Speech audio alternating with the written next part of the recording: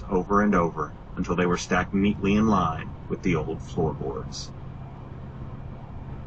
Chapter 3. They had been on the road an hour and 33 minutes. Some urban crawling, then an acceleration to a steady cruise. Maybe 60 miles covered. But in the noisy darkness inside the panel truck, Reacher had no idea which direction those 60 miles were taking him. He was handcuffed to the young woman with the bad leg, and within the first few minutes of their forced acquaintance, they had worked out how to get as comfortable as they were ever going to get. They had crabbed around inside the truck until they were sitting sideways on the floor, legs straight out, propped against the big wheel well on the right, braced against the motion. The woman sat against the rear side, and Reacher sat on the forward side. Their cuffed wrists lay together on the flat top of the metal bulge like they were lovers idling their time away in a cafe. At first they hadn't spoken.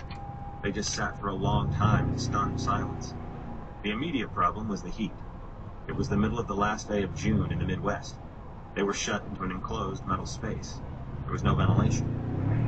Reacher figured the rush of air over the outside of the truck's body must be cooling it to an extent, but nowhere near enough. He just sat there in the gloom and used the hot, dead time thinking and planning like he was trained to do. Staying calm, staying relaxed, staying ready. Not burning his energy away with useless speculation. Assessing and evaluating. The three guys had shown a measure of efficiency.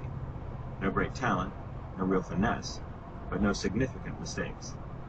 The jumpy guy with the second Glock was the weakest component of the team, but the leader had covered for him pretty well. An efficient threesome. Not at all the worst he'd ever seen. But at that point, he wasn't worried. He'd been in worse situations and survived them. Much worse situations, and more than once. So he wasn't worrying yet. Then he noticed something. He noticed that the woman was not worrying yet either. She was calm too. She was just sitting there, swaying, cuffed to his wrist, thinking and planning like maybe she was trained to do as well. He glanced across at her in the gloom and saw her looking steadily at him.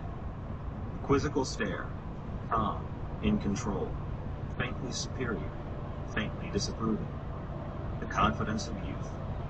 She met his gaze, held it for a long moment.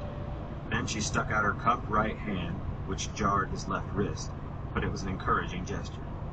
He reached around and shook her hand, and they smiled brief, ironic smiles together at their mutual formality. "Holly Johnson," she said. She was assessing him carefully. He could see her eyes traveling around his face. Then they flicked down to his clothing and back up to his face. She smiled again briefly, like she had decided he merited some kind of courtesy.